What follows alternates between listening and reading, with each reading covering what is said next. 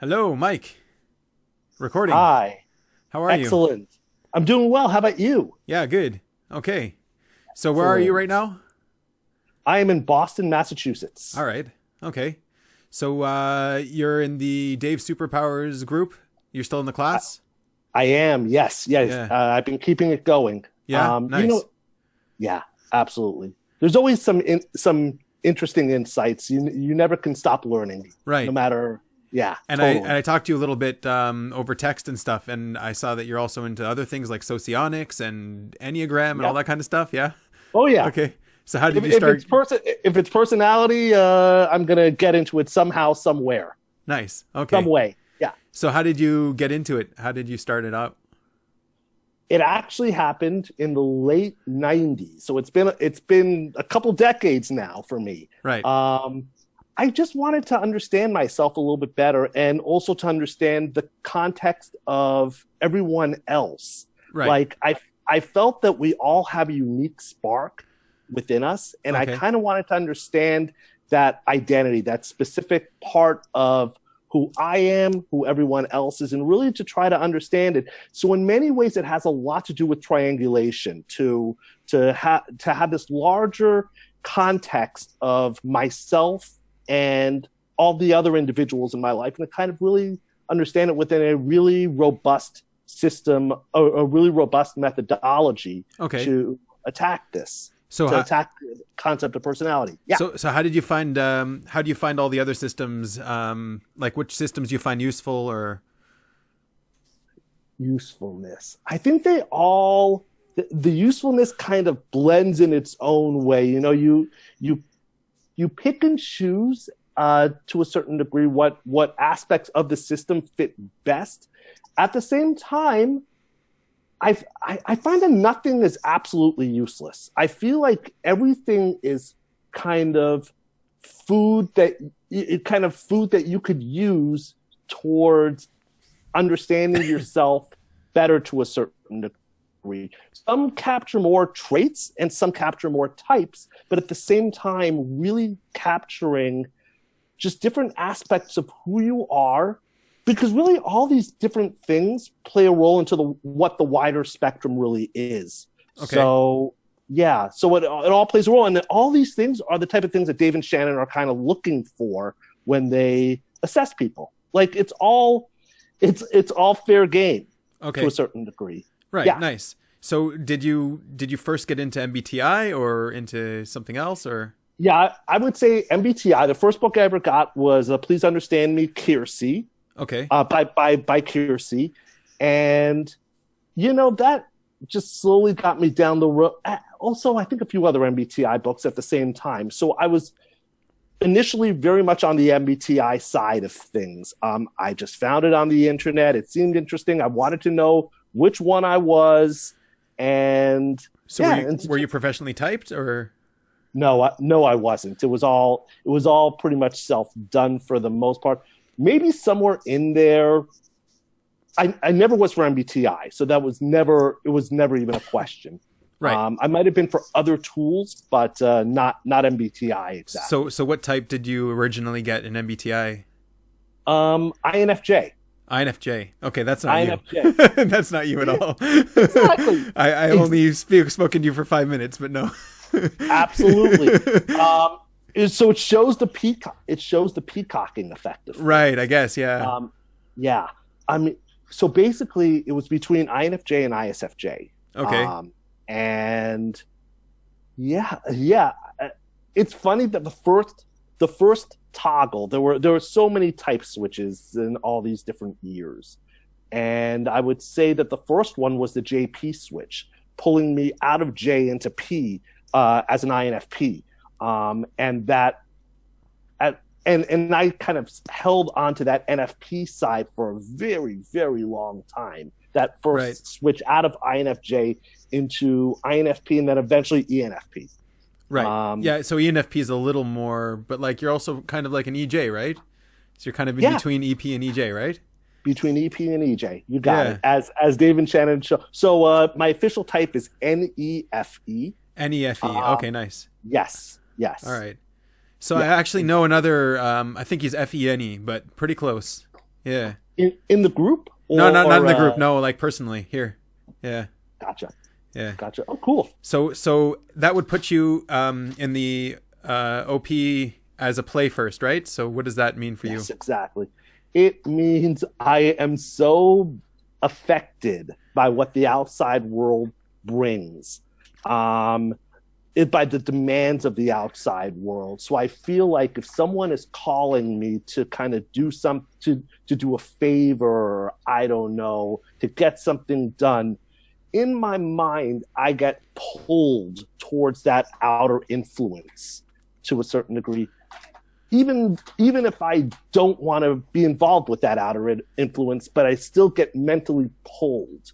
And that interplay, that desire to get, that need of getting pulled and then interacting with the outside world is really what play is all about. So really just engaging with it, engaging with the interaction with others. So it's more with people, you think?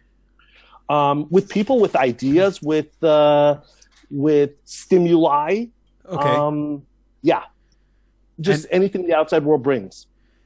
Okay. So, and NF is also sort of hippie-like, but you don't seem very NF as your type. So I'll just give you some background in terms of what Dave and Shannon noticed. So they initially noticed, quite a bit of NT, but they noticed NT, but then they also noticed that I was getting a little bit more talking values, a little bit more values than away from values. Okay.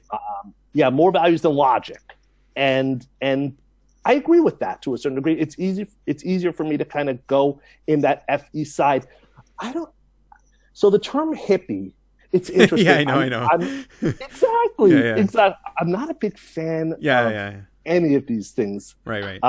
At the same time, I mean, idealist is a good term. Yeah. Idealist is better. Yeah.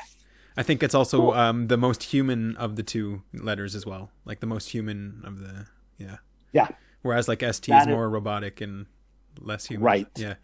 Right. Exactly. Yeah. I mean, I could talk for days about the benefits of ST and maybe for sure. Yeah.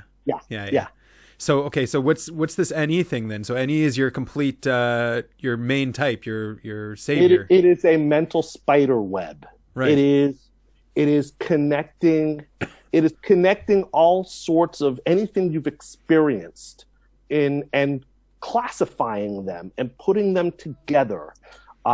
It's making interrelationships between things. It's all over the place. It's just something that I naturally do. Right. Okay. I was reading actually Little Young, and so he was saying that NE is like you can't sit still. You need to look for more possibilities, and the routine is just like a prison. Like a routine is a prison. Yeah. So does that feel like that to you? It does. The one thing that I'll say also is I consider myself a feminine NE, masculine SI. Okay. And what I think, when I think of masculine NE, I think going at those possibilities, really trying to orchestrate the possibilities. Sometimes I think for me, the possibilities just emerge. They kind of come in and I'm like, wow, just this discovery just hits me from out of nowhere. It's like being penetrated by the possibility. Wow. Okay. That's an interesting way to put it. Okay. Yes. So, and Jung also says it's like the entire world is every situation, every day of mundane life is like a locked door, and you're just always trying to open that locked door. Yeah. Yeah. You think something like that? Yeah. I mean, there are always mysteries to be solved. There are always just fascinating novelties that just come up. And again, feminine and E, when you least expect it, it's like all of a sudden this interesting novelty comes up. And it's when the novelty comes up that I'll like either mention it or advertise it or whatever. It's like it's like it's so cool that all of a sudden I'm able to relate some present moment thing to something in the past that I've experienced, but just a variation on a theme, and just being able to connect that and to just create higher order connections that way. And what about seeing possibilities and things like that? Is that also? Yeah. I mean, that's all. Yeah. I think all these things are possibilities that you know, I mean, I think one of the things about, again, feminine NE is sort of this infinite possibilities thing. Like, you can form in your mind all types of possibilities, whether realistic, not realistic, and just try to, I don't know, put it together with other things. Right. Yeah. Nice. Yeah, it's pretty crazy that way. And so what about your SI then? So do you have tidal waves of SI and sensations? Yeah. Yeah, because when you think about these higher order possibilities and just try to intellectualize, you get tripped with the reality. Now, being masculine SI, I respect them. I respect the SI.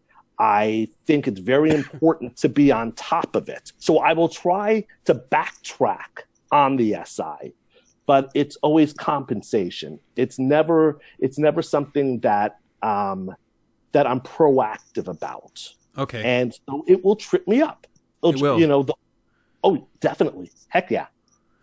So how does it trip you up? Like, do you have an example or that you're comfortable saying?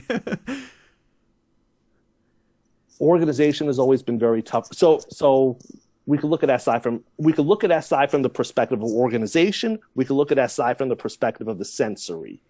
I think they both in combination kill me. I guess I just want like, an ideal world for me would be everything kind of being spontaneous and just being able to kind of, I don't know, make these connections in a certain way.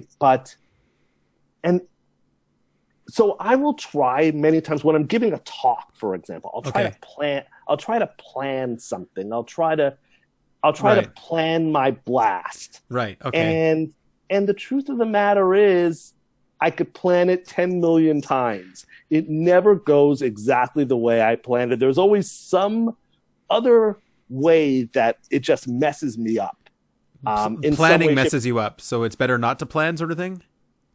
It's sort of sometimes, Okay. but then again, my masculine SI, and again, I don't know if I'm misattributing it, Right. but it really wants to get as much solid prepared beforehand, but at the same time, it never pans out because it never plays to a strength. So Really. how do you experience your sensory perceptions and, like, I guess, like food and all that kind of stuff? I love food. Right. I mean, to me, I'm just thinking about the experience of good food and spicy food and stuff like that. That I can really enjoy, and I can really kind of take in and savor. Okay. And can you taste it beforehand? Like, if you see the food, can you taste it? Can you see what it's going to taste like? Or I certainly get excited about the experience. Okay. I don't know if I'm actually. No, I don't think I could. That I'm tasting before. It's not a five senses taste. Right. I think it's just the anticipation of what is of this amazing meal that I'm about to eat. Okay. Or something like that. Yeah, I'm trying to understand how the SI comes and bites you. So it's with planning then more. Yeah, that sort of thing. Yeah. Planning, organization, organization and sensory, really. And so you have no fear of chaos at all. You love the chaos. It's like I have fear of chaos. I have certain fear. I have certain fear of chaos going on also. It's tricky. It's a love-hate with the chaos. It's like there's certain parts of me that embraces it. Okay. That kind of believes that that's what makes life what it is. That kind of being able to kind of engage with the environment. That is inherently chaotic when you kind of go in the moment. So I think I'm talking now very SE-like. It's very like, in the moment, embracing it. But at the same time, so at the same time, sometimes things don't work out the way you anticipated when you interact with the environment in certain ways. And that's good or bad? Or both? It's bad. You know, I used to always think it was bad. Now I'm starting to think it's just life. Right. You know, you got to kind of just, sometimes you're just going to have to take your lumps. Okay. In terms of the SI. And I also think the SI, for me, it also comes at a bit of a naivete where I would engage in certain topics that interest me and, you know, they're more intellectual, they're more like thinking oriented. I mean, not thinking in MBTI, but just kind of cognitive type of thing. And at the same time, not thinking about the practicality. You know what it is? Practicalities are what kill me. Okay. You know, having those roots and kind of doing some of the most practical, basic things that go on. That is mundane things. Yeah. Mundane. Repetitive things like that. Yeah. Repetitive. Right. Repetitive. And I feel like that's very much my masculine SI demon. Right. You know, keeping things in order and making sure that it's orderly and making responsibility. Really making sure that I'm doing my responsibility to the fullest. But yeah, I'm worried sometimes that I'm not able to fulfill my responsibility to the fullest. And so I don't know, it's a back and forth of whether to just be totally spontaneous or to really clamor down on the fundamentals and the roots of things. Nice. A little. Okay. Yeah. So are you sentimental at all? Does that happen that you have a sentimental streak to you, or? I certainly can. Yeah. You know, here's the funny thing. My NE often is triggered by an SI sentimentality. Okay. So for example, I could be in a new city. All right, this has actually happened to me. I could be in a new city and I could see high-rise condos or something like that. Right. And all of a sudden, so this has happened when I've driven around, I believe, Toronto or Montreal. I forgot which one. And all of a sudden, I was reminded of Miami Beach. And I'm saying, this is like Miami. And it's like, huh? How am I making... Where's the connection from? Yeah. High-rise condos. Yeah. Just high-rises all over the place. Okay. Yeah. So that's the thing about NE. It needs the SI passed. Okay. But it actually, to me, it actually requires that SI, but it will manipulate the SI to compare what you're kind of experiencing in a very abstract sense. Okay. To what you've dealt with in the past. So that actually leads to a lot of sentimentality. Okay. All right. Yeah, it's very weird that way. But sentimentality and things that you're reminded of, like, would you ever sit and just reminisce and think about the old days or your friends or, I don't know, things like that? Or no, just always now? More now. Yeah. More now. It comes more coincidental. Right. Okay. It's like something triggers it. Like, okay. Something triggers it. Yes. Right. Okay. Totally. All right. Yeah. Nice. Okay. And so do you see yourself also as like a double decider? Is that? Yeah. It relates to you? It does. I feel like it's easy for me to think about the best parts of either myself or others, to complement, and then also to not compliment, to kind of say the negative about both myself and others. And it's like switching off to a certain degree. I want to be honest to a certain degree about whether I'm doing well or whatever in one area or not another area, and also how the tribe might be doing well or not well. So it does feel like a combo, and I'm kind of, I feel like I have that combo of EJ of thinking about others, but then more easily than how I do SI, I'll go back and think about myself, about the TI, right, and kind of integrate myself with. So if someone comes out and is angry at you for some reason or whatever, would that affect you deeply, or it's just like, okay, I understand him, makes sense to me? it still would affect me deeply. Right. Okay. It still absolutely would. I think it's the case where my observer issues just happen more often than my decider issues. Decider issues hurt. They can cut to the bone, really. Oh, okay. But yeah, they definitely can cut to the bone.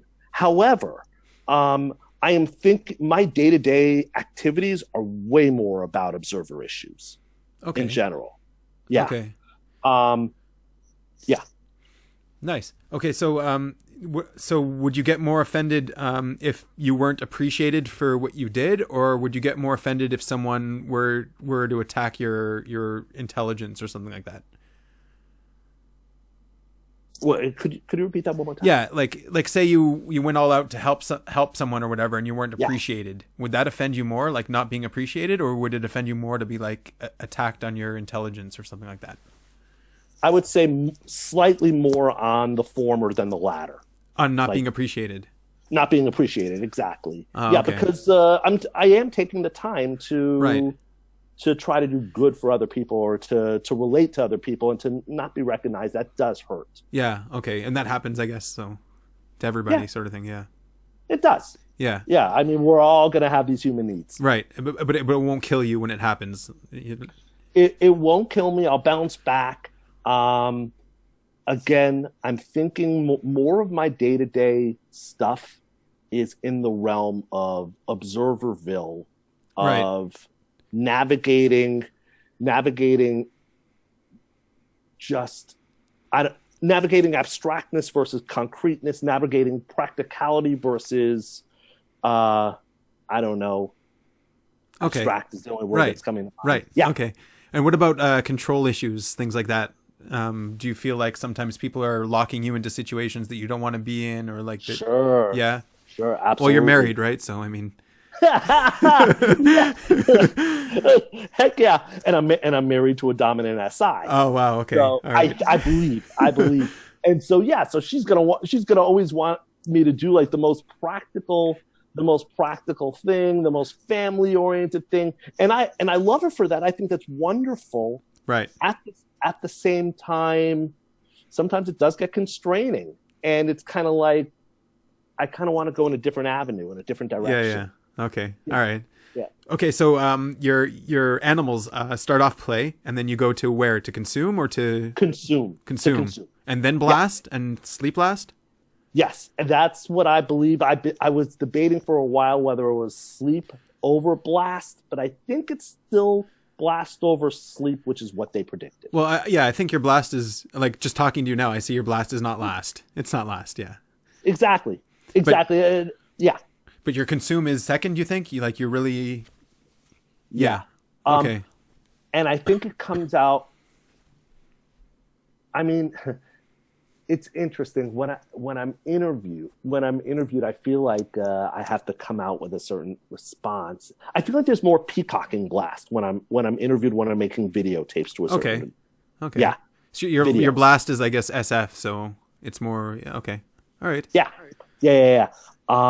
Generally, I really like to fact check. Right. About that's your consume. At least to take in as much material as I can to have wider understanding. I feel like if my understanding is incomplete, I need to be a little quiet before I say something. So that's the consume over blast. Like, you'd rather know before you talk. No problem talking. You've got to know first. That's right. Yeah. Okay. Nice. Exactly. That's the right order. I guess it's quote unquote right order. Yeah. They got me pretty damn well, to their credit. They did a great job. And what about sleep? How do you see those kind of issues? Sleep. I'm constantly living my outward life. Okay. And not taking enough time to call time out, to kind of go inward, to reflect on. See, it's weird because I do consider myself philosophical. Yeah. To a certain degree, I have reflective aspects. But Right. at the same time, for me, in the middle of my day's operations, to all of a sudden call time out to go inward, that's really hard. It's Also, your really sleep region hard. is ST, so it's like it's not a philosophical region either. Yeah. Yeah, true. Good Yeah. point. Yeah, So absolutely. so what about your ENTP region, your consume region? Like it should be like really, it's easy for you to learn things. It's easy for you to see patterns and think through things. Yeah. Oh, that's Yes, nice. yes, yes. That's cool. Yeah. Yeah, Yeah. I'm a lifelong learner. Okay. I have a doctorate degree in the biological sciences. So Okay. I mean personality stuff, all these theories and all that, I love learning. Okay. Nice. I feel like I don't learn enough, but I just want to keep learning. For the And rest of my life. your FE is masculine or feminine? We didn't talk about this. Feminine. Feminine. Okay. That is obvious. Okay. That I will not push others. I'm not like Gary Vee. Okay. I will not push others. You I go don't with the like flow. over You're like a go with the step flow out. play. Yeah. Yeah. Exactly. In that sense, hippie fits perfectly. Yeah, I by guess. the way. Yeah. Yeah. But so your yeah, go your with the tidal flow. waves are then double masculine. It's like this really, That's right. it's really terrifying right. double masculine tidal wave. And it's inward. It's Wow. Okay. yeah. So it's like inside me there's this big need to kind of say no, and it feels like a huge no in general, just to just get away from me. And yeah, I gotta figure it out for myself and really hammer home what my own truth. Wow. Okay. So are you able to type people that are around you too, or are you? I'm moderate about this. I mean, I could do certain parts. Right. I feel it's like a crapshoot. Like certain patterns, I'm able to get pretty decently in the system. I mean, I understand everything, but Yeah. it's just but to typing others has always been a bit of a tricky thing. Right. It feels like a holy grail to me. Like if I feel like if I could type others, wow, that would be like a superpower. To me, it would be. Right. People always ask, like what would your biggest superpower be? Like invisibility and all these type of things. I'm just thinking, typing people would be pretty damn good. Right. Yeah. So. But Yeah, I feel like a moderate. Yeah. But I guess with like your strong FE, you don't really have as much of a need to type people because you're more receptive to them, I guess, in the first place, or is that wrong? No, I think that's pretty accurate. Yeah. It's funny when we had our first conversation, when we had our first chat. One of Right. the things I remember telling you was, I want people to be who they are. I want them to bring their natural energies to me, and just their honest, authentic, natural energies.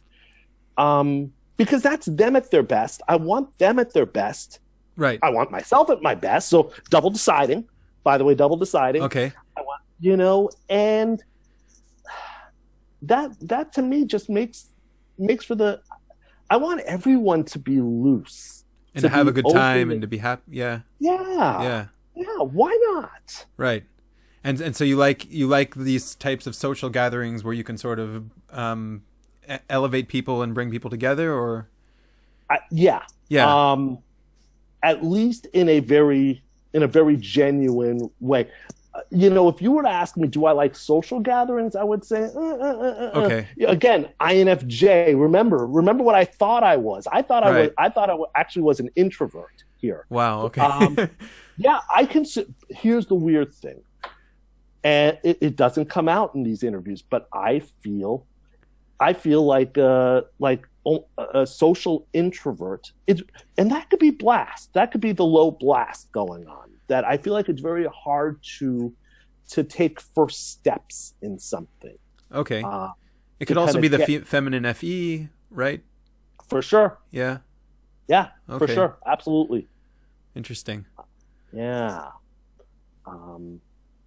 Yeah, but I mean, groups that groups that are very genuine, where people really have a human interaction with each other and really try to understand each other. No pretenses, no bullshit. I love that. And so, okay, you're masculine SI. Are you like touchy feely as well? Like you're a big hugger sort of thing, or? With touchy feely in a kinesthetic way? Yeah, touchy-feely? like in a kinesthetic way. And yeah, it's such a good question. I do like hugs when they come. right, I mean, and so I guess, I like that. Will I reach? Maybe feminine FE is not so much about. I don't like getting in other people's space. Okay. When I'm very conscious of other people's space. So another typology that focuses a lot on of this is the Enneagram, and what the three instincts. One of those instincts is the social instinct, which is all about in how you relate to other people. And part of that is understanding the space of another, knowing what your space is and what the other person's space is, and just being respectful of that space. I try. I don't know how well I am. Actually, when I feel like I've overstepped that, I feel like I'm actually very upset at myself. Are you also really sensitive when people come into your space, or? Sometimes. Yeah. Okay. Sometimes I'm also really sensitive with space and with going into other people's space. Yeah. For sure. Yeah. Yeah. So there you go. That totally makes sense. So, it's a mixed bag. Yeah. Okay. Nice. Yeah. Okay. Yeah. So tell me a little bit about Socionics. What does that mean to you? What is Socionics? Socionics is, in many ways, it's a very abstractified Jungian typology. Like, they have theories for every single angle of the theory. It's an 8-function model, and right. and you have different opinions that will say different, that will have different views, different models, different theories. It gets really crazy, especially in terms of objectively trying to verify it. Like, I'm sure there's quite a bit of truth in a lot that's out there, but none of it's verified. It would be cool to kind of see what is verified and what isn't verified. Right. But there's a lot going on. There's a lot that needs to be unpacked there. One thing that I love out of Socionics, and ironically, your 4 coins right. Go at this, are the 4 quadra of alpha, beta, gamma, delta. I don't. Are you familiar with that or not? A little bit, yeah. So you said you were the alpha quadrant? Yeah, exactly. Okay. So ESFJs, ISFJ, ENTP, INTP. So basically anything that has NE, SI, FETI. FETI. You got it. Right. Yeah. So that's alpha quadrant. Okay. Exactly. And then you have the other 3 with the variations on that. So what is that? That's interesting. Yeah. Cause I was struggling to find a name for my coins, right? I was trying to find a name for them, and I was trying to think, like, what would accurately categorize these 4 functions together. And it's really hard to do that. And other than alpha, beta, gamma, I guess, like, that's just a cop out. There's no real. Right. Yeah, exactly. It's just Greek letters. Exactly. Yeah. But I mean, so I guess I could, like, if it's already been called that, I can continue with that. But I mean, whatever. I thought maybe there'd be like a characteristic to each quadra that you could sort of zone in on and give a name. But I feel like there kind of is. And I think that's something. I mean, we don't want to get too anecdotal, but at the same time, there was something about one of my favorite things in this entire Jungian typology, no matter what system you use, is the concept of function axes. Okay. And understanding the properties, the common properties of these pair of opposites. I'm very, very interested in that. I feel like Socionics has taken a bit of a focus on that when discussing what are the different quadras. Right. Because they look at 2 axes, 2 perpendicular axes, and kind of assess their properties basically.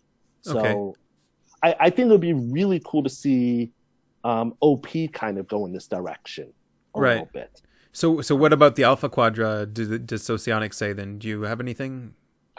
All right. So, I mean, we're talking about pairs of opposites. So one thing that goes on is there's sort of the joie de vivre, this love of life, love of fun things that kind of goes on. There's also an enjoyment with games, with intellectual pursuits, with fun intellectual pursuits. I'm trying to think about what else. I mean, there's going to be some SI realism there also. Although I will say that the realism of SI tends to be relegated a little bit more towards the other quadra, towards the delta quadra. Yeah, that has, SE. Yeah. Yeah. No. It still has SI. The other still SI? Has SI. Okay. Yeah, the other SI. Yeah. With TE. With TE. You got it. That's right. Yeah. That's interesting. Yeah. Because SE is supposed to be more realistic, I guess, That's than right. SI. Yeah. That's right. So one thing that you kind of see in the beta and the gamma is a little bit more of a rawness of just the raw experience, and also a lot of visionary, this NI visionary aspect. Fulfilling your vision, fulfilling your mission type of thing. Okay. That tends to be pretty strong in beta gamma. Wow. Mike, it was amazing to meet you. I want to keep the video a little bit short. Here. Yeah, but we can keep talking. I can stop the video. But I wanted to keep it short enough. But I think we got like good material here. A good understanding of your type. So I'm really happy about that. Thank you very much, man. Thank you as well. Yeah. All right. So I'll just stop the video now.